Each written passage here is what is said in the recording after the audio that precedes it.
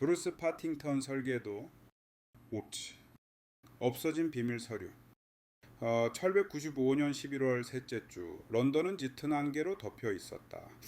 월요일부터 목요일에 걸쳐서는 베이커가의 우리 집 창문에서 길 건너편 집들의 모습이 보이지 않을 정도였다. 처음 사흘 동안 홈즈는 서류를 조사하면서 잘 참으며 지냈다. 그러나 나흘째 되는 날 아침 식사가 끝난 뒤 끈끈하고 무거운 다갈색 안개가 아직도 사라지지 않고 맴돌고 있는 것을 보더니 활동적인 성격인 홈즈로서는 이토록 지루한 날들이 견딜 수 없었던 모양이다. 그는 손톱을 물어뜯으면서 거실을 공연스레 왔다 갔다 했다. 이윽고 홈즈는 나에게 물었다. 와트슨, 너 신문에 뭔가 재미있는 기사라도 없나? 홈즈가 말하는 것은 범죄 사건으로서의 재미를 뜻하는 것이다. 그다지 별난 사건은 없네.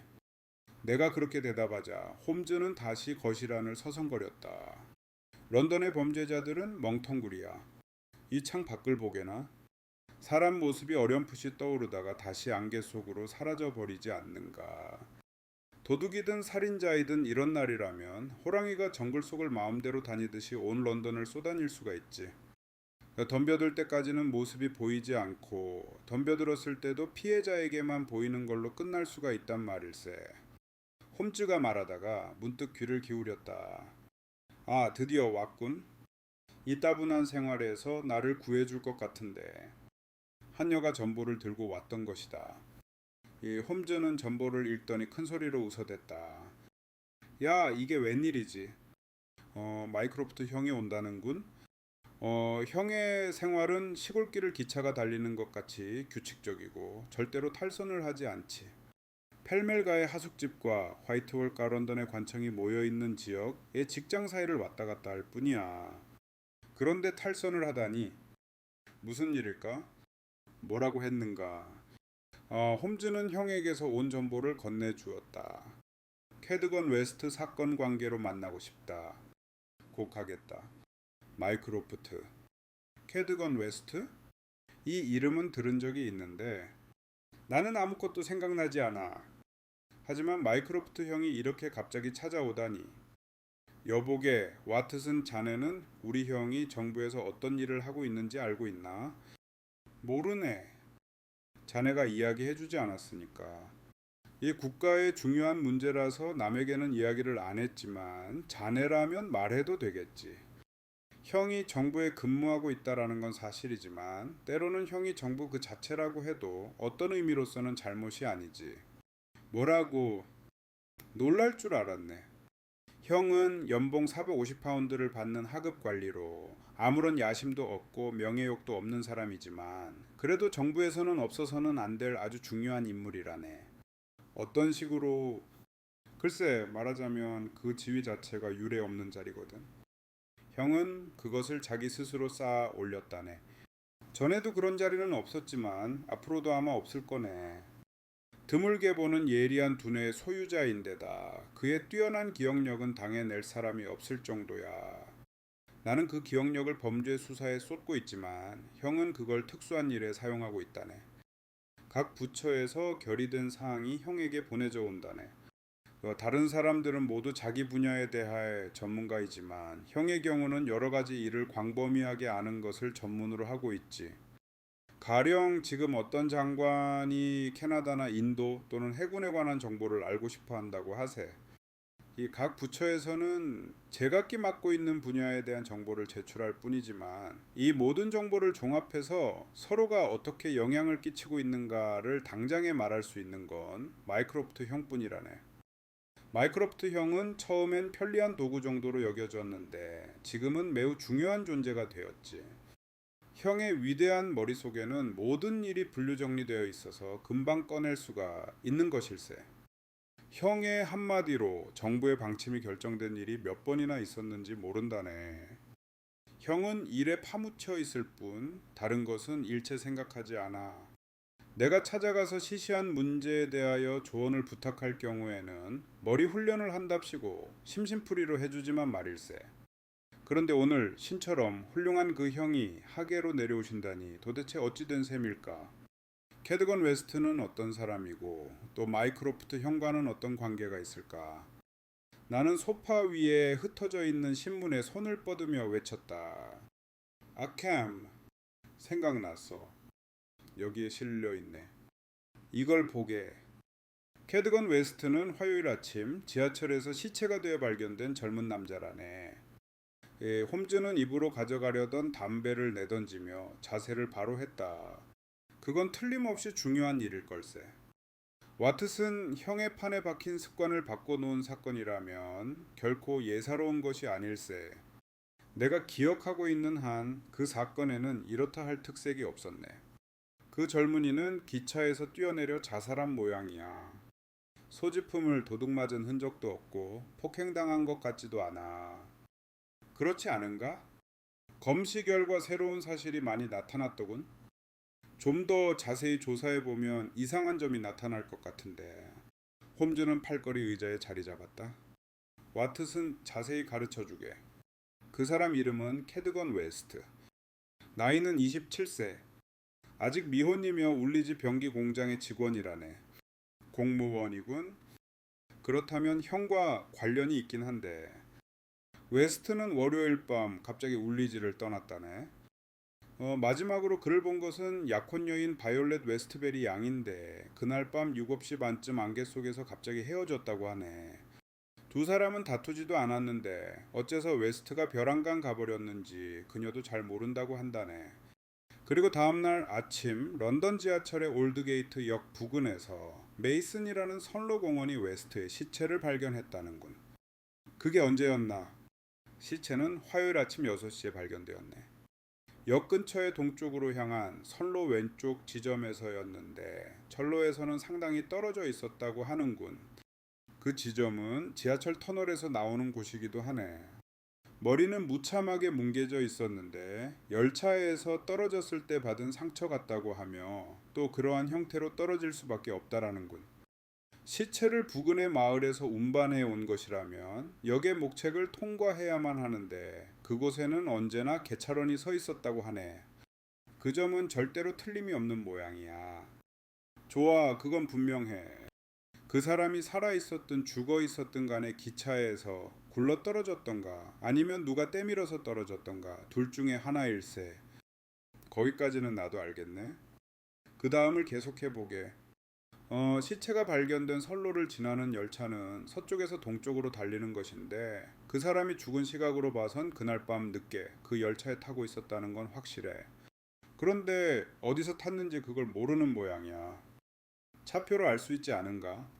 호주머니에는 차표가 없었다네. 차표가 없다니. 그것 참 이상한데. 차표를 보이지 않고 플랫폼을 들어갈 수는 없을 텐데. 웨스트를 죽인 자가 그가 승차한 역을 숨기기 위해서 빼낸 게 아닐까?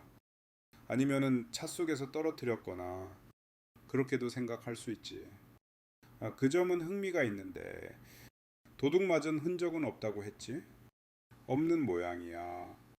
여기에 소지품 일람표가 있네.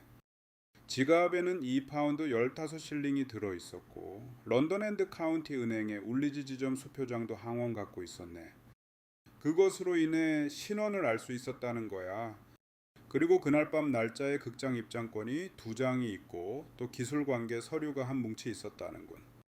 홈즈는 만족스러운 듯이 소리를 높였다. 드디어 알아냈네. 와트슨 영국 정부 기술관계 서류 마이크로프트 형 이로써 완전히 연결되네. 그건 그렇고 이제 형이 온 것 같군. 잠시 뒤 키가 큰 마이크로프트 홈즈가 방으로 들어왔다. 늠름한 골격에 어딘지 느릿한 느낌이었으나 그 몸 위에 얹혀 있는 얼굴을 말하자면 수려한 이마에 깊숙이 꺼진 회색 눈은 날카로웠고 입술은 꼭 다물고 있어서 매우 똑똑해 보였다. 그 뒤에 들어온 사람은 낯익은 레스트레이드 경감이었다. 두 사람 다 긴장된 얼굴이었으므로 무언가 중대한 문제를 가지고 왔다는 것을 알 수 있었다. 경감은 아무 말 없이 악수를 했다. 마이크로프트는 외투를 벗고 팔걸이 의자에 앉았다. 매우 까다로운 일이야, 셜록. 나는 습관을 바꾸는 건 도저히 참을 수 없지만 그런 푸념을 할 수 없는 다급한 형편이야. 총리가 그토록 당황해하는 것을 본 적이 없어. 해군성 쪽은 벌집을 쑤셔놓은 것 같아. 사건에 관한 신문 기사를 읽었나? 지금 막 읽었어요. 그 기술 서류란 무엇인가요? 바로 그 점이야. 다행히 아직 알려지지는 않았지만 알려지면 신문은 미친 듯이 소란을 피우겠지. 그 가엾은 젊은이의 주머니 속에 있었던 서류는 브루스 파팅턴식 잠수함의 설계도였어. 마이크로프트의 긴장된 말투로 보아서 문제가 몹시 중대하다는 것을 알 수 있었다. 홈즈와 나는 다음 이야기를 기다리고 있었다. 아마 소문은 들었겠지? 이름만은 알고 있어요. 이 잠수함에 관해서는 정부의 모든 기밀 중에서도 엄중히 지켜왔었지. 2년 전에 국가 예산에서 많은 돈을 비밀리에 지출해서 그 발명 특허권을 사들였는데 그 비밀을 지키기 위해 많은 노력을 기울였어. 그 설계는 매우 복잡해서 30여 개의 독립된 특허로 이루어져 있고 그 하나하나가 전체 공정에 없어서는 안 되는 것으로 공장 옆에 기밀실에 있는 정교한 금고에 보관되어 있었어. 그 방에는 도난 방지용 문과 창문이 설치되어 있지. 어떠한 일이 있더라도 그 기밀실에서 설계도를 가지고 나올 수는 없어. 해군의 건조 책임자라도 그 설계도를 보아야 할 경우에는 울리지의 기밀실까지 가야 했거든. 그런데 그것이 런던 한복판에서 죽은 하급 관리의 주머니에 들어있다고 하잖아. 이건 더 없이 곤란한 일이야. 하지만 되찾지 않았습니까? 아니야. 셜록. 되찾지 못했어. 기밀실에서는 10장의 서류가 분실되었는데 캐드건 웨스트의 주머니에 있는 건 7장이야. 가장 중요한 3장이 없어진 것이지. 셜록, 모든 일을 제쳐놓고 힘써줘야겠어. 사소한 범죄 사건 같은 것엔 신경 쓰지 말고 지금부터 해결해야 할 일은 국제적인 중대사야. 캐드건 웨스트는 어째서 서류를 훔쳤는가? 또 그 없어진 서류는 어디에 있는가? 웨스트는 어떤 방법으로 죽었는가? 시체는 왜 그런 곳에 있었는가? 어떻게 하면 이 사태를 막을 수 있는가? 이러한 문제를 해결해줘. 그렇게 하면 국가에 크게 이바지하게 돼. 어째서 형이 직접 나서지 않습니까? 형도 나만큼은 추리력이 있을 텐데요. 그럴지도 모르지. 하지만 셜록, 세밀하게 자료를 모으는 게 문제거든. 상세한 자료를 알려준다면 나는 팔걸이 의자에 앉아서 그 보답으로 멋진 의견을 들려주겠어. 나는 여기저기 돌아다닌다든가 철도 감시원에게 물어본다든가 확대경을 들여다보는 일 같은 건 서투르니까 사건을 해결할 수 있는 사람은 너밖에 없어. 국가로부터 표창을 받고 싶으면 홈즈는 싱글거리며 머리를 흔들었다. 형, 나는 승부를 위해 싸울 뿐입니다. 그러나 이 사건은 흥미로운 점이 있으니까 기꺼이 조사해 보겠어요. 좀 더 자세히 얘기해 주시죠. 자세한 것은 이 편지에 써왔다. 도움이 될 만한 주소도 두서너 개 적혀 있어. 서류의 보관 책임자는 그 유명한 제임스 월터 경이야. 오랫동안 관청에 근무한 훌륭한 신사로서 나라를 팔거나 할 사람은 아니지. 금고 열쇠를 가지고 있는 사람은 2명인데 그 사람이 그중 하나야. 더 자세히 설명하면 이제 월요일 근무 시간 중에는 서류가 분명히 기밀실에 있었고 제임스 경은 3시경에 런던으로 갔어. 그 사건이 일어난 밤에는 버클리 광장에 있는 싱클레어 제독의 저택에 있었어. 확실한 증거가 있습니까? 있지. 제임스 경이 울리지를 떠난 것은 동생인 발렌타인 월터 대령이, 그리고 런던에 도착한 건 싱클레어 경이 증언했어. 그러니까 제임스 경은 사관과는 직접적인 관계는 없는 거지. 또 한 사람 열쇠를 갖고 있는 건 누굽니까? 주임 사무관이며 제도사인 시드니 존슨이야. 40세의 기혼자로 아이가 5 있지. 과묵하고 무뚝뚝한 사람이지만 대체적으로 근무 성적은 좋은 모양이야. 그러니까 동료 간에는 평판이 좋지 않으나 아주 부지런하다는군. 그의 말로는 월요일 근무 시간 뒤에는 줄곧 집에 있었고 시계줄에 매달아 놓은 열쇠는 한 번도 풀어놓은 일이 없었다는 거야. 캐드건 웨스트에 대해서 말해 주시죠. 근무한 지 10년이 되며 성실하게 일해왔어. 성미가 급하고 흥분하기 쉬운 사람이라고는 하나 정직하고 착실한 사람으로 나쁜 평판을 들은 일은 없어. 직장에서는 시드니 존슨 다음에 지위에 있으며 직무상 매일 설계도와 접촉할 기회도 있었지. 그 밖에 설계도를 취급한 사람은 없었다는군. 그날 밤 설계도를 집어넣은 사람은 누구지요? 주임 사무관인 존슨이야. 그렇다면 설계도를 훔쳐낸 건 캐드건 웨스트가 확실하군요. 그의 시체에서 설계도가 발견되었으니까 그것으로 결정적이지 않습니까? 그러나 납득이 가지 않는 점이 많이 있어. 첫째로 무엇 때문에 가지고 나왔느냐 하는 거야. 가치가 있기 때문이겠죠. 그걸 팔면 수천 파운드는 쉽게 손에 들어올 거야. 그 밖에 설계도를 런던으로 가져갈 만한 이유는 없을까요? 생각할 여지가 없어. 그러면 팔 작정이었다고 가정하고 생각해 봐야겠군요. 웨스트는 돈 때문에 설계도를 꺼내어 갔다. 그런데 그것은 여벌 열쇠가 있어야 가능합니다. 열쇠는 여러 개가 필요하지. 건물이나 사무실 문도 열어야 하니까. 그렇다면 여러 개의 여벌 열쇠를 가지고 있었겠지요. 그리고 설계도를 팔려고 런던으로 갖고 갔습니다. 다만 다음날 아침에 분실된 것이 탄로나기 전에 금고 속에 도로 갖다 놓으려고 했을 겁니다. 그런데 런던에서 매국적인 행동을 하는 동안에 살해된 거겠지요. 어떤 식으로 살해됐다는 건가? 울리지로 가려고 할 때 살해되어서 열차 밖으로 내던져진 것으로 가정해 보시지요.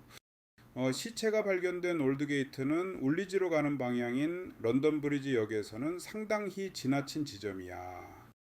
런던 브리지를 통과해버린 상황에 대해서는 여러 가지로 상상해 볼 수 있습니다. 가령 차 안에서 누군가가 있어 그 사람과 이야기에 열중하고 있었다고 합시다.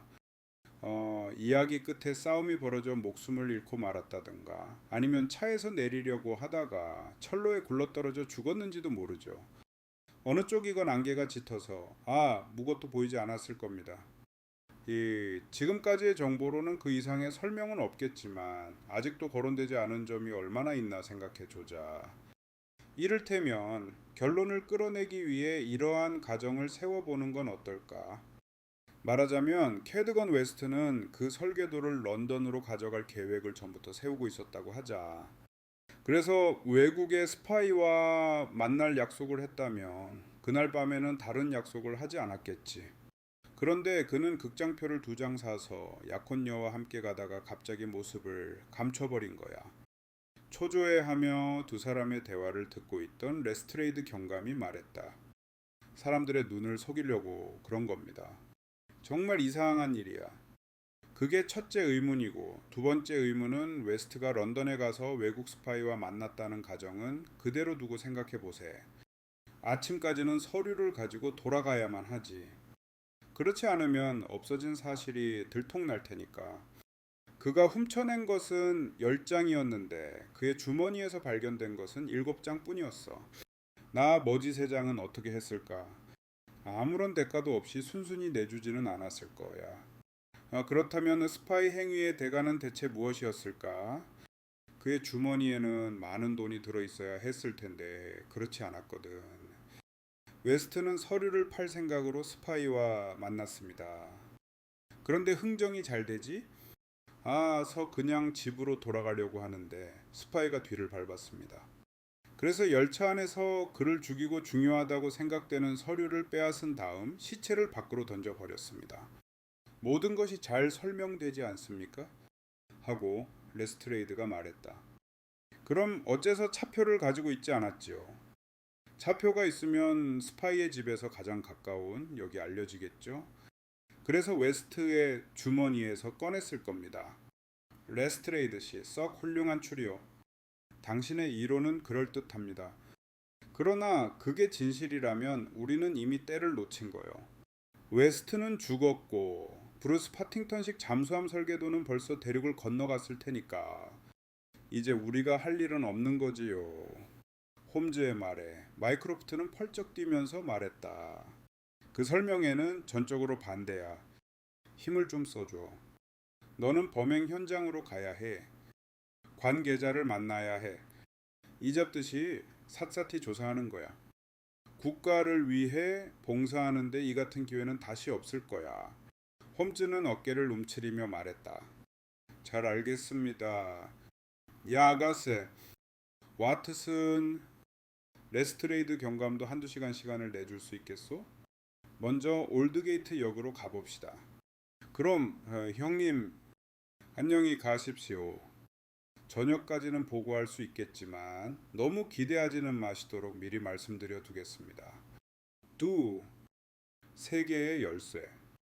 한 시간 뒤 홈즈와 레스트레이드와 나는 올드게이트 역 바로 앞에서 지하철이 터널 밖으로 나오는 지점에 서 있었다. 불그스름한 얼굴의 점잖은 노신사가 지하철 회사를 대표해서 입회했다. 그 사레온 레일에서 킬미쯤 떨어진 곳을 가리키며 말했다. 그 청년의 시체가 있었던 곳은 여기입니다. 위에서 떨어진 것은 아닙니다. 여기는 보시다시피 벽으로 막혀 있습니다. 그러니까 열차에서 떨어졌다고밖에 생각할 수 없습니다만 지금까지 조사한 바로는 그 열차가 월요일 한밤중에 통과한 것이 틀림없습니다. 차량을 검사했을 때 뭔가 폭행의 흔적이 남아 있었습니까? 그런 것은 없었고 차표도 발견되지 않았습니다. 문이 열려 있었던 흔적은 없었습니까? 없었습니다. 레스트레이드가 말했다. 오늘 아침에 새로운 증거가 들어왔는데 월요일 밤 11시 40분경에 보통 열차를 타고 올드게이트 역을 통과한 어떤 승객의 말로는 열차가 역에 도착하기 바로 전에 선로에 무엇인가 떨어지는 것 같은 철썩하는 소리가 들렸지만 안개가 짙어서 아무것도 보이지 않았다고 합니다. 그때는 그냥 있었지만 오늘 아침에 신고해 왔더군요. 홈즈 씨, 무슨 단서라도 될까요? 홈즈는 숨이 막힐 듯 긴장된 표정을 짓고 철로가 터널에서 구부러져 나오는 곳을 꼼짝 않고 바라보고 있었다. 올드게이트는 갈아타는 역으로서 철로가 그물론처럼 되어 있었다. 홈즈는 그것을 진지한 눈으로 바라보고 있었는데 날카롭고 활기에 넘치는 얼굴에는 우리에게 낯익은 표정이 떠올라 있었다. 꼭 담은 입술, 떨리는 콧구멍, 8팔자로 찌푸려진 굵은 눈썹. 홈즈가 중얼거렸다. 전철기야. 전철기란 말이야. 지하철 회사 사람이 물었다. 그것이 어쨌다는 겁니까? 무슨 뜻입니까? 이와 같은 선에는 전철기는 별로 없겠지요. 예, 별로 없습니다. 게다가 커브도 있군. 전철기와 커브. 그렇다면 틀림없다. 뭡니까? 홈즈 씨? 단서가 있습니까? 어떤 생각이 문득 떠올랐습니다. 뭐 조그마한 일이지만요. 하지만 사건은 점점 재미있게 되어 가는데요. 색다른 사건이야. 확실히 특수해. 그렇게밖에는 생각할 수 없소. 선로 위에 핏자국이 없는데요. 거의 없었습니다. 그러나 상처가 꽤 심하다는 이야기였는데요. 뼈가 부러졌지만 외부의 상처는 대단하지 않았습니다. 그렇다 해도 다소 피는 흘렸을 텐데요. 예, 안개 속에서 뭔가 철썩 떨어지는 소리를 들은 손님이 있었다는데 그 손님이 탔던 열차를 조사할 수는 없을까요? 할 수 없습니다. 홈즈 씨, 열차는 이미 떼어져서 차량은 사방으로 흩어져 있으니까요. 레스트레이드 경감이 말했다. 홈즈 씨, 책임지고 말씀드리지만 모든 차량은 자세히 조사했습니다. 내가 직접 했습니다. 칭찬할 일은 아니지만 홈즈는 자기보다 머리가 둔한 사람에 대해서는 견디지 못하는 성미였다. 홈즈는 얼굴을 돌리면서 말했다. 그러셨겠죠. 하지만 공교롭게도 내가 조사해보고 싶었던 건 차량이 아니라오. 와트슨, 여기서 할 일은 다 끝났네. 레스트레이드 경감, 이젠 이 이상 당신께 수고를 끼칠 필요가 없겠습니다. 지금부터 울리지로 수사하러 가야 하니까요. 런던 브리지에서 홈즈는 형 앞으로 전보를 써서는 보내기 전에 나에게 보여주었다. 그것은 다음과 같이 씌어 있었다. 단서를 잡았습니다. 영국에 있는 외국 스파이의 명단을 보내주십시오. 베이커에서 회답을 기다림. 셜록 울리지행 좌석에 앉았을 때 홈즈가 말했다. 형 덕분에 재미있는 사건에 부딪히게 되었군. 홈즈의 진지한 얼굴에는 그 긴장된 표정이 감돌고 있었다. 아무래도 뭔가 중요한 실마리를 찾아낸 모양이다. 고작 몇 시간 전에 안개에 쌓인 방안을 안달하면서 왔다 갔다 했던 그 모습과는 딴판이었다. 마치 사냥개가 사냥감의 냄새를 맡은 것 같았다. 단서는 바로 눈앞에 있네. 그것을 알아차리지 못했다니 얼간이었어. 아직 확실한 건 아니지 않은가. 끝부분은 모르지만 줄곧 더듬어 갈 만한 감이 잡혔네 그려. 그 남자는 어딘가 딴 곳에서 죽었고 시체는 열차의 지붕 위에 얹혀 있었던 거야. 지붕이라고! 놀라운 일이야. 그렇지만 사실을 생각해 보게. 열차는 전철기가 있는 곳에 와서 덜컹거리게 되지. 그 지점에서 시체가 발견되었다는 것은 이상한 일이 아니야. 그것이 지붕 위에서 굴러떨어졌다면 말이지. 다음으로 피 문제를 생각해 보게. 어딘가 딴 장소에서 피를 흘린 뒤라면 물론 철로에는 피가 떨어져 있지 않을 걸세. 모든 게 하나하나 이 추리에 들어맞는 걸. 게다가 차표도 말이지. 바로 그렇다네. 차표가 없는 것을 설명할 수 없었지만 이렇게 생각하면 설명이 돼. 모든 것이 꼭 들어맞아. 그러나 그렇다고 해도 그가 어째서 죽었는가 하는 수수께끼는 좀처럼 풀리지 않아. 간단해지는커녕 점점 더 이상해지는데 그럴지도 모르지. 홈즈는 신중하게 말하고 생각에 잠겼다. 그의 깊은 생각은 느릿느릿한 열차가 울리지역에 당도할 때까지 계속되었다. 역에 닿자 홈즈는 마차를 불러 세우고 주머니에서 마이크로프트가 써준 메모지를 꺼냈다. 오후에 잠깐 들를 곳이 있지만 먼저 제임스 윌터 경을 찾아가 보세. 제임스 경이 살고 있는 곳은 푸른 잔디가 템스강 기슭까지 이어지는 훌륭한 저택이었다. 그곳에 도착했을 때는 안개가 걷혀가고 있었고 엷고 축축한 햇살이 비추기 시작하고 있었다. 우리를 맞이하러 나온 것은 집사였다. 집사는 엄숙한 얼굴을 하고 있었다. 제임스 경은 오늘 아침에 돌아가셨습니다. 홈즈는 깜짝 놀라 소리를 높였다. 아니 뭐라고요? 어째서 돌아가셨습니까? 들어오셔서 동생 되시는 발렌타인 대령님을 만나보십시오. 그렇게 하십시다. 우리는 조명을 어둡게 한 응접실로 안내되었는데 잠시 뒤에 들어온 사람은 키가 크고 용모가 단정한 50세쯤 되어 보이는 남자였다. 제임스 경의 동생인 발렌타인 대령이었다. 미쳐서 쓰러질 것 같은 눈, 젖은 볼, 흩어진 머리카락 등을 보아 형의 죽음을 깊이 슬퍼하고 있는 것을 알 수 있었다. 대령은 침울한 목소리로 말했다. 그 무서운 사건 때문입니다. 형님은 각별히 명예를 소중히 여기시는 분이었으니까요. 그와 같은 사건을 견디지 못한 겁니다. 마음이 산산이 부서진 거지요. 사건 해결에 도움이 될 만한 말씀을 형님에게서 들을 수 있을까 하고 찾아왔습니다만 내가 보장합니다만 이번 사건은 형님에게도 전적으로 수수께끼였습니다. 형님은 이미 알고 있는 일은 모조리 경찰에 말했습니다. 두말할 것도 없이 캐드건 웨스트의 소행이라고 믿고 있었습니다. 그러나 그 밖의 일은 전혀 짐작이 가지 않는다고 하더군요. 당신은 어떻습니까? 뭔가 단서가 될 만한 일이 생각나지 않으십니까? 나로서도 신문에서 읽었거나 사람들에게서 들은 것밖에는 아무것도 모릅니다. 홈즈 씨 신뢰라고 생각합니다만 알고 계시는 바와 같이 지금은 집안이 아주 수선하니 일을 빨리 끝내주시기 바랍니다. 마차 있는 곳으로 돌아와서 홈즈가 말했다. 사건은 뜻밖의 방향으로 나가는군. 자연상가 아니면 자살을 한 것일까? 자살이라면 직무태만에 대한 책임감 때문이라고 봐야겠지. 그 문제는 뒤로 미루기로 하세. 자, 지금부터 캐드건 웨스트의 집으로 가보세. 울리지의 교회에 손질이 잘 되어 있는 자그마한 집에는 캐드건 웨스트의 어머니가 살고 있었다. 나이 많은 어머니는 슬픔에 쌓여 있었다. 아무것도 알아낼 수는 없었지만 그 곁에 얼굴이 하얀 아가씨가 있어 스스로 자기 이름을 밝혔다. 그녀는 웨스트의 약혼녀이며 그날 밤 웨스트를 마지막으로 본 사람이기도 한 바이올릿 웨스트베리 양이었다. 바이올릿이 말했다. 홈즈 씨, 저는 아무래도 까닭을 알 수 없습니다. 캐드건은 다시 없이 성실하고 용감하며 애국심이 강한 사람이었습니다. 자기가 맡고 있는 나라의 비밀을 남에게 팔 정도라면 오른팔을 잘라내는 편이 낫다고 생각했을 거예요. 그를 알고 있는 사람이라면 도무지 상상할 수도 없고 또한 이치에도 맞지 않는 일입니다. 그러나 사실이 있습니다.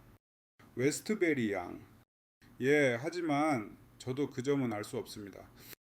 웨스트 씨는 돈을 탐내는 편이었나요? 아닙니다.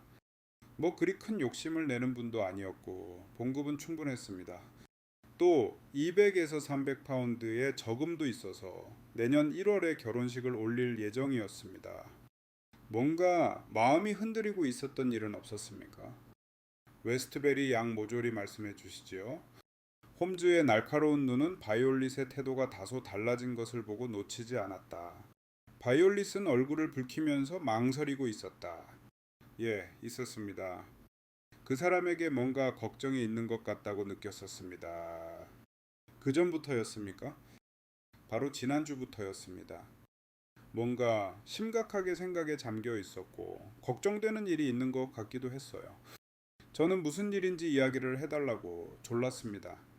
그러자 직장 일에 관해서 염려되는 일이 있다고 하더군요. 당신에게조차도 말할 수 없을 정도로 중대한 일이야. 라고 했어요. 저는 그 이상은 듣지 못했습니다. 홈즈는 엄숙한 얼굴을 했다. 그 다음을 이야기해 주시지요. 웨스트베리 양, 설사 웨스트 씨에게 불리한 일이라고 생각되더라도 말해 주셔야 합니다. 그것이 반드시 불리하게 되지는 않을 테니까. 이 이상 말씀드릴 이야기는 없습니다. 한두 번 그 사람은 저에게 뭔가 말하려고는 한 것 같았습니다. 어느 날 밤엔가 그 비밀이 중대하다고 이야기한 적이 있었습니다만 외국 스파이라면 그것을 수중에 넣기 위해 막대한 돈을 낼 것이라 고한 게 기억나요. 홈즈의 얼굴은 점점 더 엄숙해졌다. 뭔가 그 밖에는 더 없습니까? 그런 점에 관해서는 관청이 부주의하다고 말했어요. 나라를 팔 수 있는 인간이 쉽게 설계도를 가져갈 수 있다고도 했고요. 그런 말은 한 것은 바로 최근의 일이었습니까? 예, 바로 최근의 일입니다. 그럼 마지막 밤의 이야기를 들려주시지요. 우리는 극장에 가기로 되어 있었습니다. 하지만 너무나 안개가 짙었기 때문에 마차를 타고 갈 수가 없었어요. 그래서 그냥 걸어갔는데 관청 바로 앞에 이르자 그 사람은 갑자기 안개 속으로 뛰어드는 것이었습니다. 아무 말도 없이 말입니까? 무슨 소리를 질렀습니다. 그것뿐입니다. 저는 그대로 기다렸습니다만 그 사람은 끝내 돌아오지 않았습니다. 그래서 그냥 집으로 돌아왔어요. 그리고서 12시경에 그 끔찍한 소식을 듣게 된 거예요. 아, 홈즈 씨. 제발 그 사람의 명예를 되찾아 주세요. 그 사람은 명예를 소중히 여기는 분이었습니다. 홈즈는 슬픈 듯이 고개를 흔들었다. 그럼 와트슨, 여기에서 이러고 있을 때가 아니네. 다음 장소는 서류가 도난당한 관청이야. 마차가 덜컹거리며 달리기 시작하자 홈즈가 말했다. 그 청년은 벌써부터 수상하긴 했지만 조사해보니 더욱더 수상해. 결혼을 바로 앞두고 있었다는 것도 범죄의 동기가 돼. 돈을 탐내더라도 이상할 건 없지. 돈 이야기를 했다니까. 머릿속에 그 생각이 있었을 걸세. 그 아가씨에게 자기의 계획을 이야기하고 나라를 파는 일에 끌어들이려고 했던 거야. 이거 아무래도 수월치 않겠는데. 하지만 홈즈, 웨스트는 성실하고 애국심이 강한 사람이었다고 하잖아. 게다가 약혼녀를 거리 한복판에 내팽개쳐 두고 그런 짓을 저지르다니 어찌된 까닭일까. 확실히 그 점은 의심스러워. 그러나 그 의문만으로는 웨스트가 무죄라고 할 수는 없네. 관청에서는 주임 사무관인 시드니 존슨 씨가 정중하게 우리들을 맞이했다. 앙상하게 마르고 성미가 까다롭게 생긴 안경을 낀 중년 남자로 양손을 신경질적으로 떨고 있었다. 이건 너무 심합니다. 정말 어처구니가 없는 일입니다. 부장님이 돌아가신 것을 알고 계십니까? 부장댁에서 오는 길입니다. 관청은 엉망입니다. 부장님은 돌아가시고 캐드건 웨스트는 죽고 서류는 도난당했습니다. 하지만 월요일 저녁에 문을 잠갔을 때에는 아무런 이상이 없었습니다. 정말 생각만 해도 소름이 끼칩니다. 웨스트가 그런 짓을 하다니. 그러시다면 틀림없이 웨스트의 소행이라고 생각하시는군요. 그렇게밖에는 생각할 수 없습니다. 그 사람의 일이라면 내 자신의 일처럼 믿고 싶지만요. 월요일에 관청은 몇 시에 닫았습니까? 5시입니다. 당신이 잠갔습니까? 내가 언제나 마지막으로 퇴근합니다. 설계도는 어디에 있었습니까? 저 금고속입니다. 내가 직접 넣었습니다. 감시는 없습니까? 있습니다. 그러나 다른 부서도 돌아보고 다닙니다. 군인 출신으로서 가장 신용할 수 있는 사람입니다. 그날 밤에 이상은 없었다고 합니다. 물론 짙은 안개가 끼어 있었습니다만 캐드건 웨스트가 몇 시간 뒤에 사무실로 들어왔다고 가정하고 설계도를 꺼내려면 열쇠는 3개가 필요하겠군요. 그렇습니다. 3개가 필요합니다. 이 사무실에 들어오는 열쇠와 기밀실의 열쇠, 그리고 금고의 열쇠. 이렇게 말입니다. 제임스 월터 경과 당신만이 그 열쇠를 가지고 계셨군요. 나는 문 열쇠를 가지고 있지 않습니다. 금고의 열쇠뿐이지요. 제임스 경은 성격이 깔끔한 분이셨습니까? 그렇다고 생각합니다. 3개의 열쇠가 쇠고리에 달려 있었던 것을 몇 번이나 보았으니까요. 그 열쇠 꾸러미를 가지고 런던으로 돌아가신 거군요. 그렇게 말씀하셨습니다. 당신은 열쇠를 몸에서 떼어놓은 일은 없었나요? 한 번도 없습니다. 그렇다면 웨스트가 범인이라고 하면 여벌 열쇠를 가지고 있었던 셈이군요. 그런데 시체에서는 탁소해가 하나도 발견되지 않았습니다. 그리고 또 한 가지, 이사 무실 직원이 설계도를 팔려고 생각했다면 원도면을 훔쳐내는 일보다는 자기가 베끼는 편이 간단하지 않을까요? 설계도를 정확하게 베끼려면 상당히 전문적인 지식이 필요합니다. 그러나 제임스 경이나 당신이나 웨스트는 그 전문적인 지식이 있지 않습니까? 물론 있긴 합니다만 제발 나를 의심하지는 마십시오. 원도면이 웨스트의 시체에서 발견되었는데 이런 식의 토론이 무슨 도움이 된단 말입니까? 그건 그렇습니다만 간단하게 베낄 수 있으며 또 그것이 원도면과 똑같이 쓸모가 있는데도 불구하고 웨스트가 위험을 무릅쓰고 원도면을 가지고 나가다니 정말 이상한 일입니다. 정말로 이상합니다. 그러나 실제로 가지고 나간 걸 어떡합니까? 이 사건은 조사하면 조사할수록 까닭 모를 일만 뛰어나오는군요. 그런데 아직도 잃어버린 채 돌아오지 않는 설계도가 3장 있습니다. 그것은 확실히 중요한 것이겠지요. 그렇습니다. 그 3장이 있으면 나머지 7장이 없어도 브루스 파팅턴식 잠수함이 건조된다고 하던데요. 해군성으로 그런 뜻이 담긴 보고를 했습니다. 그러나 오늘 설계도를 다시 보았더니 그렇다고만은 할 수 없게 되었습니다. 자동 조절 구멍의 이중 밸브가 되돌아온 서류 중 하나에 있더군요. 따라서 외국인은 그것을 스스로 고안하기 전에는 그 잠수함을 만들 수는 거의 없습니다. 물론 언젠가는 그 문제를 해결하겠지만 그러나 없어진 3장의 설계도도 매우 중요한 것이겠군요. 물론입니다. 당신의 허락을 받고서 지금부터 관청 내부를 돌아볼 생각입니다만 그 밖에 물어볼 만한 일은 없을 것 같으니까요. 홈즈는 금고의 자물쇠에 기밀실의 문, 창의 덧문 등등으로 모두 조사해 보았다. 그 뒤에 앞들의 잔디밭에 나와서 몹시 관심을 쏟는 것이었다.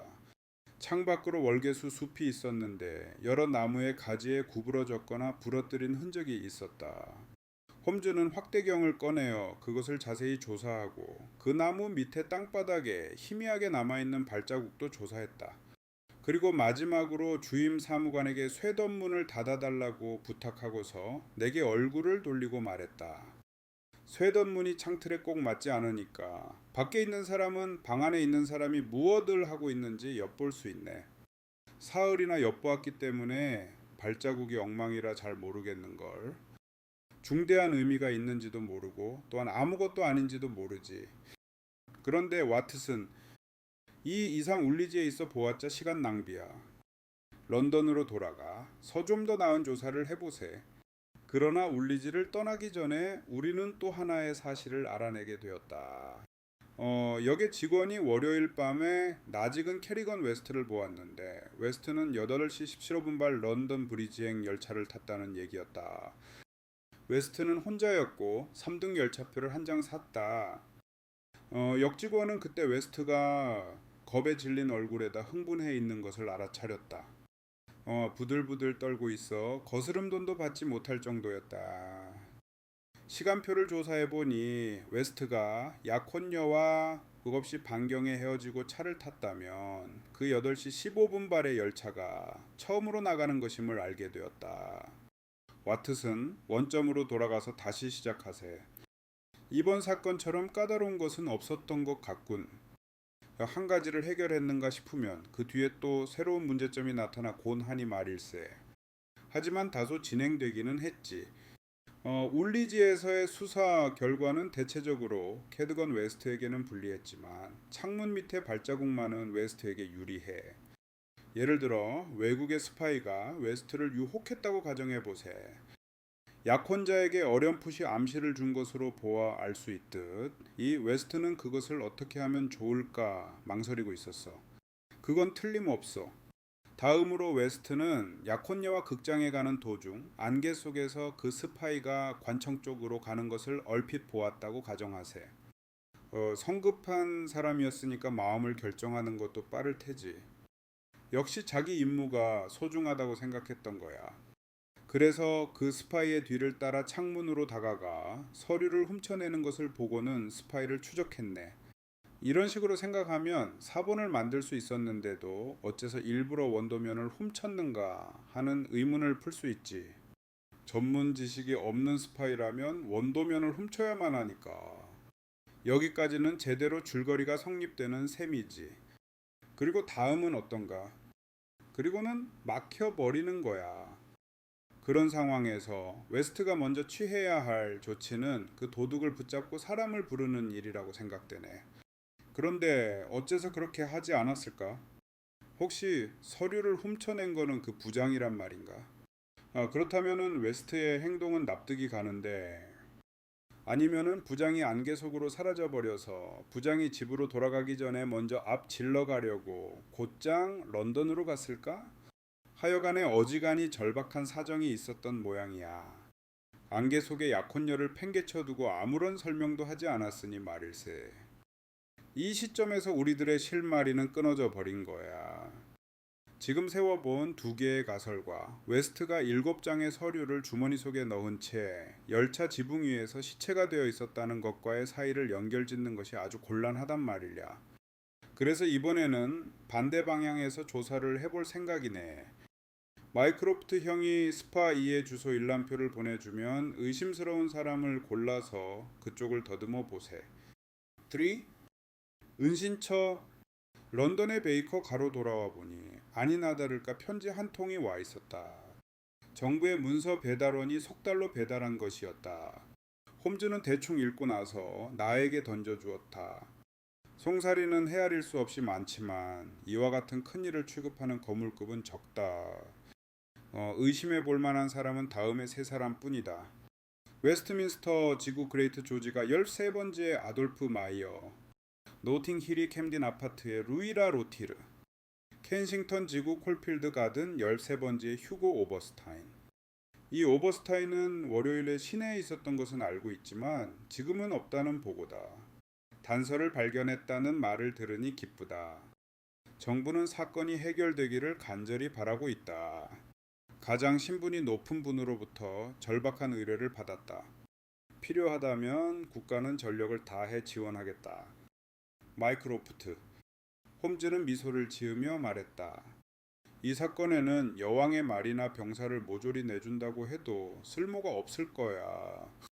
그리고 런던의 지도를 펼치고 열심히 들여다보고 있더니 이윽고 만족스러운 목소리로 말했다. 됐다. 이젠 좀 밝아진 것 같아. 와트슨 결국에는 멋지게 해결되리라고 나는 믿네. 홈즈는 갑자기 쾌활해지면서 내 어깨를 툭 쳤다. 나는 잠깐 나갔다 오겠네. 그냥 살펴볼 뿐이야.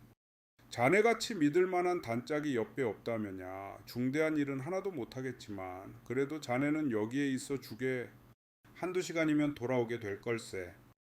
견딜 수 없이 지루하면 종이와 펜을 내놓고 우리는 어떻게 해서 국가의 위기를 구했는가 라는 이야기에 대해서 쓰기 시작하게나. 홈즈가 득이의 참 모습을 보이자 나 역시 유쾌해졌다. 홈즈는 웬만큼 기쁘지 않는 한 언제나 무뚝뚝한 태도가 달라지지 않는 사람이었으니까. 기나긴 11월 밤을 나는 홈즈가 돌아오기를 마음졸이며 이제 낮어제나 하고 기다렸다. 9시가 조금 지나서야 간단히 사람을 통해 짤막한 편지를 보내왔다. 켄싱턴 지구 글로스터로의 골딘이 레스토랑에서 식사를 하고 있네. 곧 와주게. 조립식 지렛대, 칸델라, 끌 권총을 가지고 올 것. 홈즈. 선량한 시민이더구나 안개에 쌓인 컴컴한 거리를 그와 같은 물건을 들고 다닌다는 것은 사실 난처한 일이었다. 나는 그것들을 조심스럽게 외투 속에 감추고서 그 장소로 마차를 달렸다. 굉장히 화려한 이탈리아풍의 레스토랑 입구에서 가까운 작은 테이블에 홈즈가 자리 잡고 있었다. 식사는 했나? 그럼 커피라도 함께 하지. 이 식당의 자랑인 여송연을 피워보게. 생각보다는 나쁘지 않아. 연장은 가지고 왔나? 여기에 있네. 외투 속에. 멋지군. 지금부터 우리가 할 일과 함께 지금까지 내가 한 일을 간단히 설명하겠네. 와트슨 자네도 분명히 알고 있겠지만 그 웨스트 청년의 시체는 열차의 지붕 위에 놓여 있었네. 그 청년이 굴러떨어진 것은 지붕에서였지. 차 안이 아니라는 것은 확실해. 신호대에서 떨어진 건 아닐까? 그런 일은 거의 없을 거라고 생각되네. 열차의 지붕은 약간 둥그스름하고 둘레에는 난간이 없어. 그러니까 웨스트는 그곳에 얹혀졌던 모양이야. 어째서 거거에 얹혀졌을까? 그게 해결해야 할 문제였다네. 생각할 수 있는 방법은 하나뿐이야. 자네도 알고 있겠지만 지하철은 웨스트 엔드의 어딘가에서 터널로부터 나온다네. 어렴풋한 기억이지만 내가 지하철을 탔을 때 바로 머리 위에 집들의 창문이 있는 것을 본 적이 있거든. 열차가 그와 같은 창문 밑에서 멈췄다고 가정한다면 지붕에 시체를 얻는 것은 어려운 일이 아니야. 가당치 않은 이야기야. 달리 가능성이 없는 경우에는 아무리 있을 것 같지 않은 일이라도 남은 것이 진실이 된다네. 사실 그 외에는 가능성이 전혀 없다고 생각할 수밖에 없었네. 게다가 런던을 얼마 전에 떠나버렸다라는 국제 스파이의 거물급이 지하철 선로변에 있는 집에서 살고 있다는 것을 알았기 때문에 나는 비로소 가능성이 있다고 생각한 걸세. 아, 그랬었군. 그렇다네. 콜필드 가든 13번지의 휴고 오버스타인이 내 목표가 된 거야. 나는 글로스터로의 역에서 행동을 시작했어. 아주 도움이 되는 여권이 함께 선로를 걸어준 덕택의 확실한 사실을 파악할 수가 있었다네. 콜필드 가든의 저택들 뒷계단의 창문은 선로로 향하고 있을 뿐만 아니라 다른 선로가 이 부근에서 교차되고 있기 때문에 지하철 열차는 때때로 그곳에서 몇 분 동안 정차하는 일이 있다는 거야. 굉장한데 홈즈. 드디어 찾아냈군. 지금까지론 봐서는 전진 상태이긴 하지만 결승점은 아직 멀었어. 그건 그렇고 콜필드 가든의 뒤쪽을 모조리 보고 나서 정면으로 돌아가니 사냥감이 이미 달아나 버린 것을 알았지. 상당히 큰 집이었는데 2층의 방에는 내가 판단하기로는 가구가 없었네. 오버스타인은 하인 한 사람을 두고 그 집에서 살고 있었는데 그 하인도 스파이였던 모양이야. 그러나 오버스타인이 대륙으로 건너간 것은 입수한 물건을 처분하기 위해서였지. 달아날 생각은 아니었어. 체포당할 염려도 없으며 가택 수색을 받으리라고는 꿈에도 생각지 않을 테니까. 그런데 지금부터 우리가 할 일이란 바로 가택 수색이라네. 정식으로 체포장을 발부받을 수는 없는가? 증거가 거의 없기 때문이야. 가택 수색을 하면 어떤 일을 알 수 있겠는가? 단서가 될 만한 편지가 발견될지도 모르지. 홈즈, 나는 그런 짓은 싫래. 여보게 와트슨. 자네는 거리에서 감시만 하면 돼. 범죄적인 짓은 내가 할 테니까 사소한 일에 구애받을 때가 아니야. 마이크로프트 형도, 해군성도, 내각도, 여왕 폐하까지도 정보를 기다리고 계시네. 나는 테이블에서 일어섰다. 자니 말리올라. 홈즈, 무슨 일이 있어도 가야만 하겠군. 홈즈는 펄쩍 뛰듯이 손을 내밀었다. 오, 와트슨. 자네가 최후의 순간에 망설일 사람이 아니라는 것을 알고 있었네. 홈즈의 눈빛엔 여지껏 보지 못했던 다정함이 어려 있었는데 다음 순간에 늘육다 식음 여느 때와 다름없는 태도로 돌아갔다. 여기서 1km가량 되지만 서둘 건 없으니 걸어가세. 연장은 떨어뜨리지 말게나. 수상쩍은 녀석이라고 붙들리게 되면 귀찮아지니까. 우리는 콜필드 가든에 닿아 목표로 한 집 앞에 당도했다. 주위에는 안직도 안개가 자욱해서 우리의 모습을 감춰주었다. 홈즈는 칸델라에 불을 붙이고 육중한 현관을 비춰보았다. 이건 만만치 않은데. 열쇠를 채운 데다가 빗장까지 끼워 놓았군. 지하의 뒷문으로 들어가는 편이 낫겠어. 이윽고 두 사람은 지하의 뒷문으로 내려갔다. 어두운 곳에 몸을 숨기자 위쪽 안개 속에서 순찰경관의 발소리가 들렸다. 그 소리가 사라지자 홈즈는 뒷문을 부수는 작업을 시작했다. 몸을 구부리고 뭔가 열심히 하고 있는 것이 보였는데 이윽고 끼익하고 소리가 나며 문이 열렸다. 우리는 뒷문을 닫고 어두운 복도로 들어갔다. 홈즈는 양탄자가 깔려있지 않은 계단을 앞장서서 올라갔다. 칸델라의 부채 모양을 한 노란 빛이 낮은 창문을 비추었다. 겨우 찾았어. 와트슨, 이것인 모양이야. 홈즈가 창문을 열자 칙칙폭폭하는 소리가 들리고 그것이 점점 커지면서 울려 퍼지는 듯한 소리가 되어 어둠 속을 열차가 지나갔다. 홈즈는 창틀을 비춰보았다. 거기에는 기관차의 검댕이 쌓여 있었는데 그 검은 표면이 군데군데 벗겨져 있었다. 여기에 시체를 두었을 걸세. 이게 뭐지? 틀림없는 핏자국인데? 홈즈는 창틀에 묻어있는 얼룩을 가리켰다. 계단의 돌에도 묻어있어. 이제 증거는 갖춰졌네. 열차가 멈출 때까지 여기서 기다려보세. 오래 기다릴 것도 없었다. 다음 열차가 앞서간 열차처럼 땅을 울리며 터널에서 나왔다. 그리고 터널을 나오자 속력을 줄이고 삐걱 소리를 내며 창문 바로 밑에서 멈췄다. 창문에서 차의 지붕까지는 1~2m 50cm도 떨어져 있지 않았다. 홈즈는 조용히 창문을 닫았다. 여기까지는 틀리지 않았어. 이것을 어떻게 생각하나, 와트슨? 걸작이야. 이토록 훌륭한 성적을 올린 적은 없었네. 그렇지도 않아. 시체가 지붕 위에 있었다는 것을 생각해내는 일은 그다지 어려운 건 아니지만 그렇게 생각한 순간부터 다른 일은 모두 당연히 알게 된 것이지. 국가의 중대사가 아니라면 이 사건은 지금의 시점에선 사실 시시한 일에 불과해. 그러나 앞으로도 곤란한 일은 있을 걸세. 하지만 이 집에서 단서가 될 만한 것이 발견될 게야. 우리는 부엌의 계단을 통해 2층으로 올라갔다. 방 하나는 식당인데 별로 흥미를 끌만한 것은 없었다. 또 하나는 침실인데 이것 역시 별다른 것은 없었다. 나머지 방에 다소 뭔가 있을 것 같아서 홈즈는 세밀한 수사에 착수했다. 책이나 서류 등이 흩어져 있는 것을 보니 서재로 쓰고 있는 모양이었다. 홈즈는 재빨리 차례차례 서랍이나 찬장을 열고서 그 안에 들어있는 물건을 뒤엎어 놓고 뒤져보았으나 그의 침울한 표정은 좀처럼 밝아지지 않았다. 1시간이 지났으나 단서가 될 만한 물건은 발견되지 않았다. 교활한 녀석 같으니라고. 흔적을 모조리 감춰버렸군. 죄상을 나타낼 만한 것은 하나도 남기지 않았어. 위험한 편지는 찢어버렸거나 가지고 간 거야. 이제 이것이 마지막 희망일세. 그것은 책상에 놓여있는 양철로 만든 작은 금고였다. 홈즈는 그것을 끌로 비틀어 열었다. 안에서 나온 것은 돌돌 말아둔 몇 개의 종이었다. 숫자나 계산이가 득쓰여 있었으나 아무런 설명도 없었다.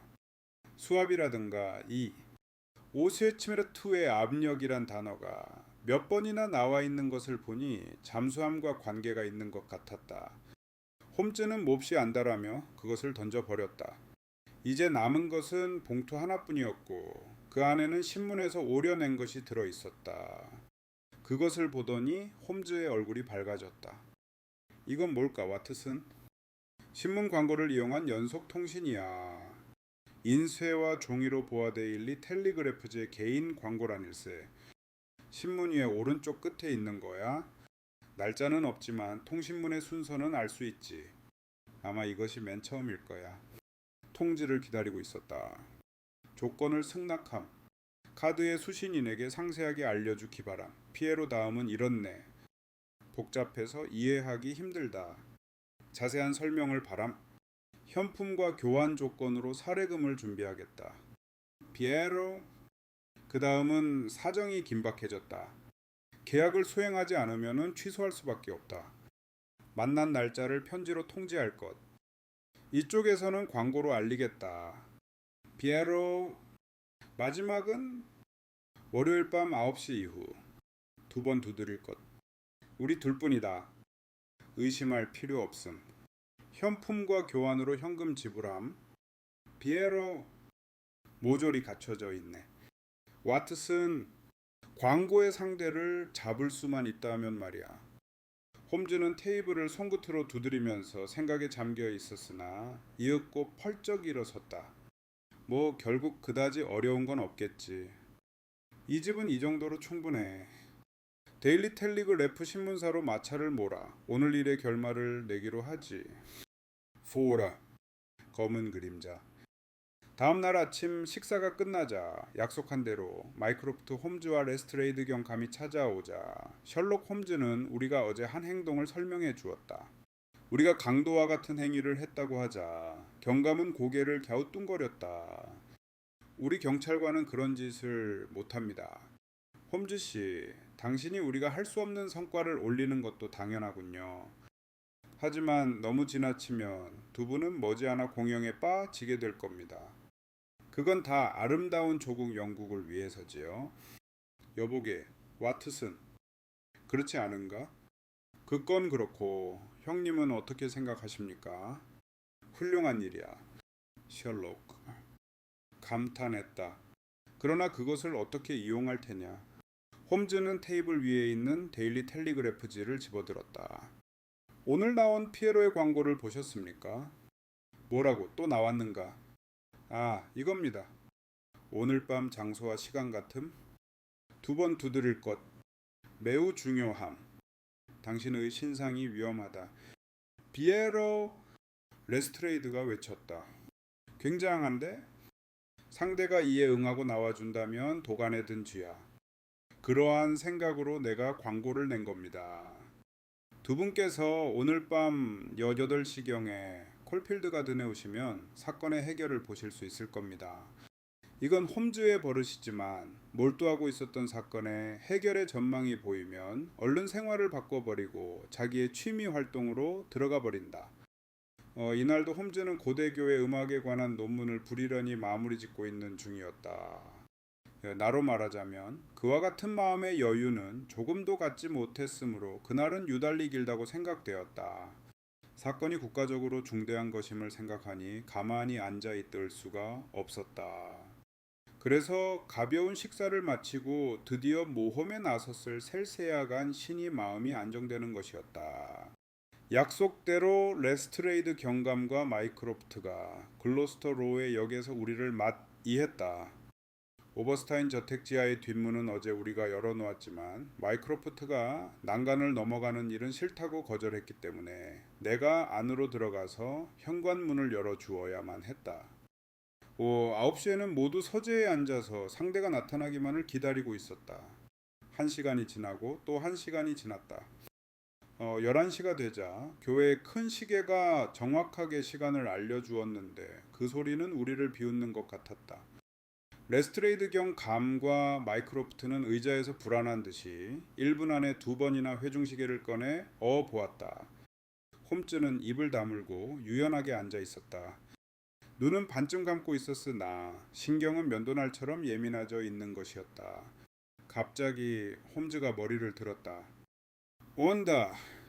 현관을 살금살금 지나가는 발소리가 들렸다. 그리고 되돌아왔다.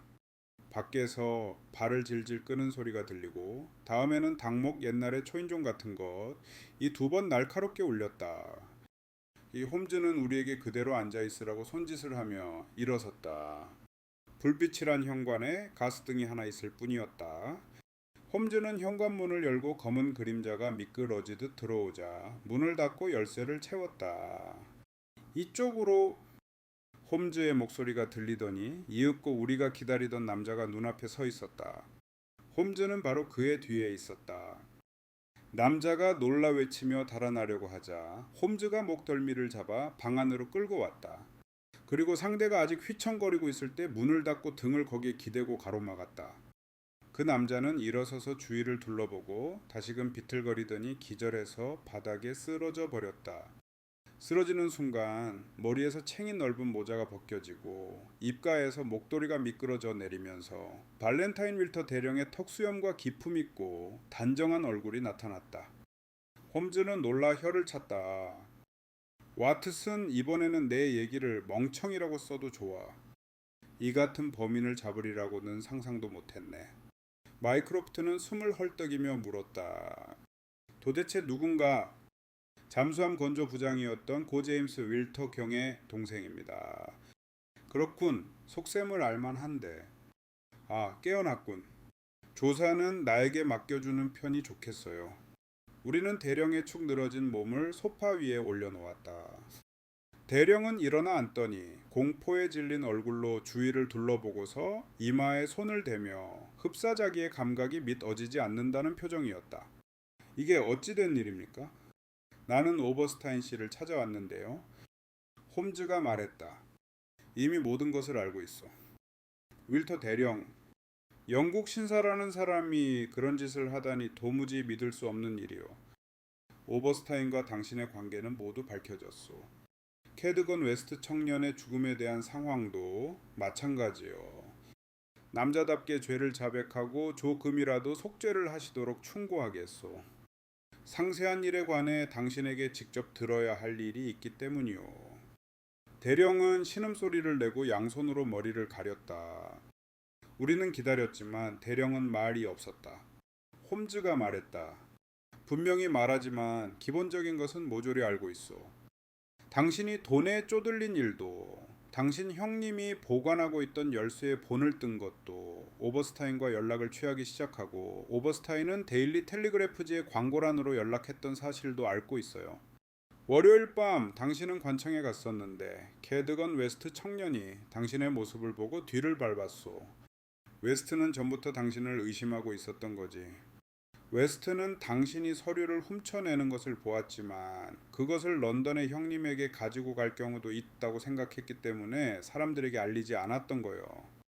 웨스트는 선량한 시민이었기 때문에 약혼녀를 팽개쳐두고 안개 속에서 당신의 뒤를 밟았는데 당신은 이 집으로 들어왔습니다.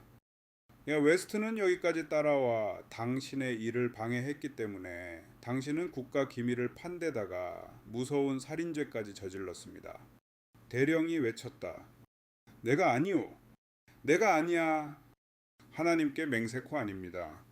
그렇다면 캐드건 웨스트가 열차의 지붕 위에 얹혀지기 전에 어째서 죽었는가 말해 주시오.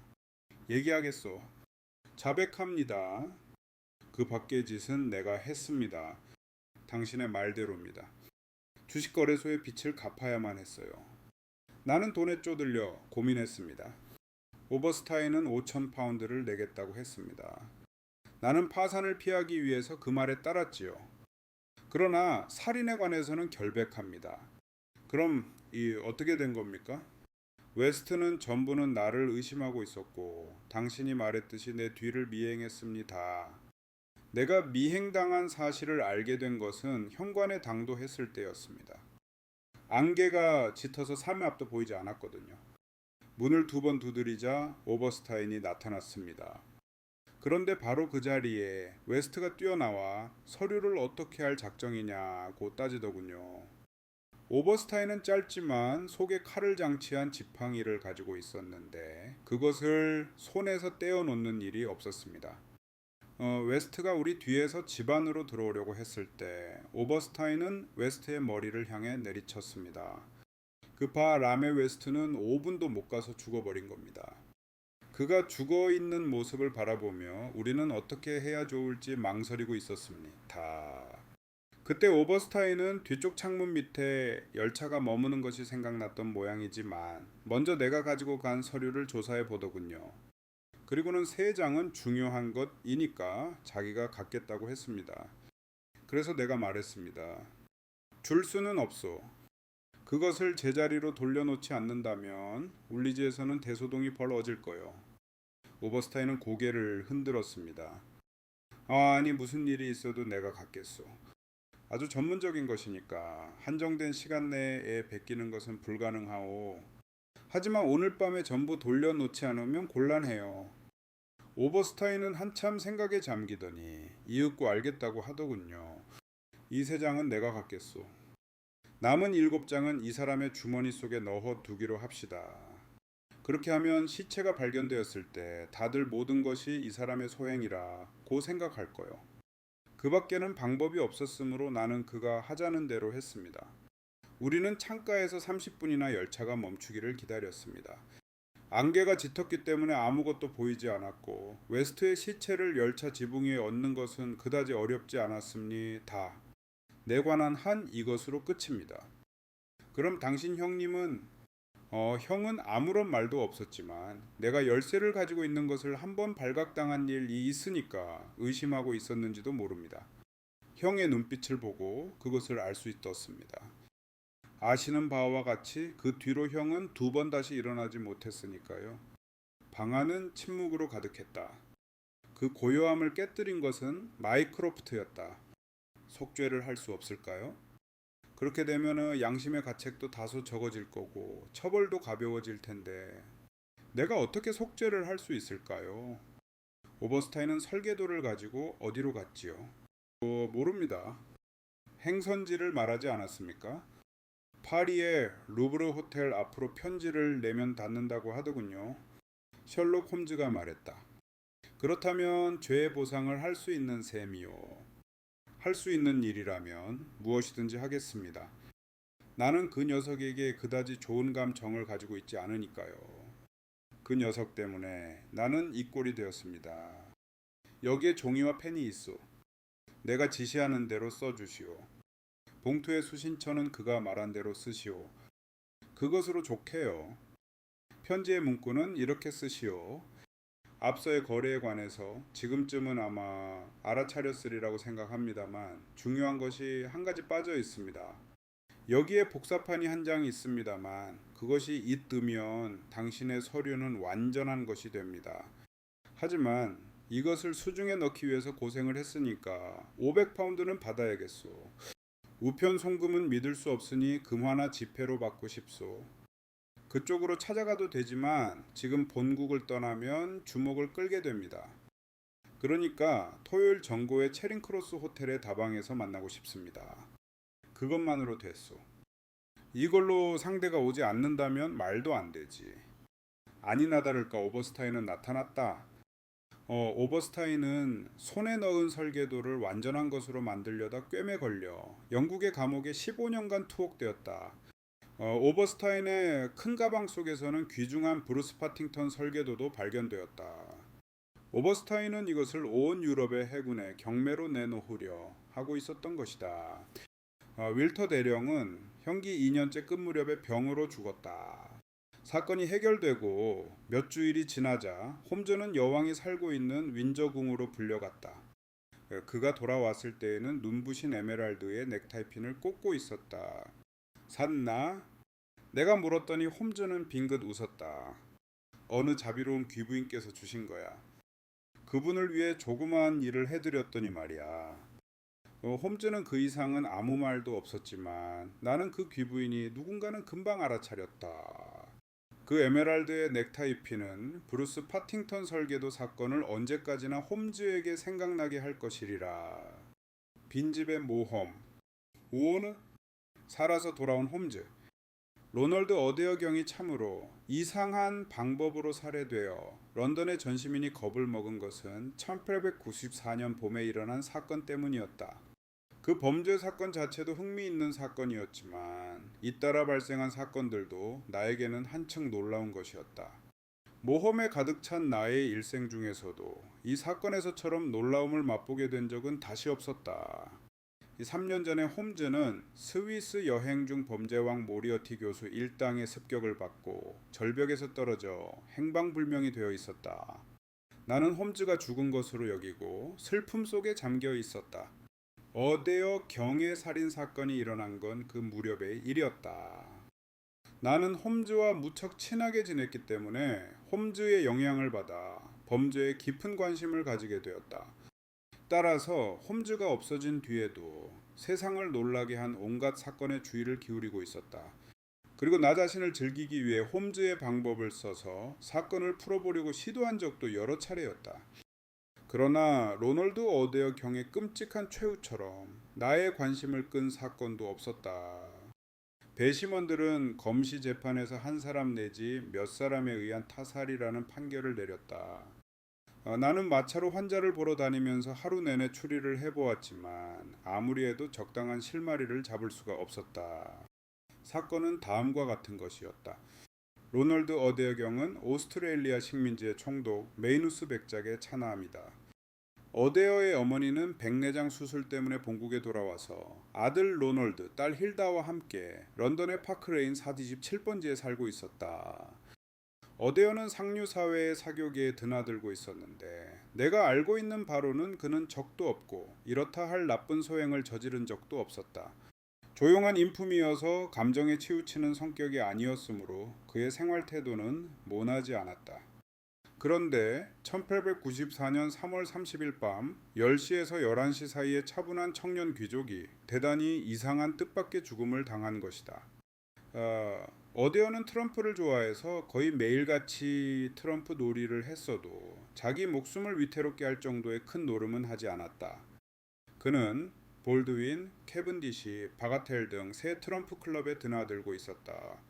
죽던 날은 저녁 식사 뒤에 바가텔 클럽에서 휘스트의 3판 승부를 했다. 그날 오후에도 같은 클럽에서 같은 게임을 했다. 상대를 한 머레이 씨, 존 하디경, 모런 대령의 증언에 의하면 게임은 역시 그 휘스트였고 어데어 경은 5파운드 정도 잃었다고 했다. 이런 정도의 사실이 사건 직전에 어데어의 행동에 관해서 검시 재판의 심리 결과로 알게 된 것이다. 범행이 있었던 날 밤 어데어 경은 10시 전가게 클럽에서 돌아왔다. 어머니와 누이 동생은 친척을 만나러 나가고 없었다.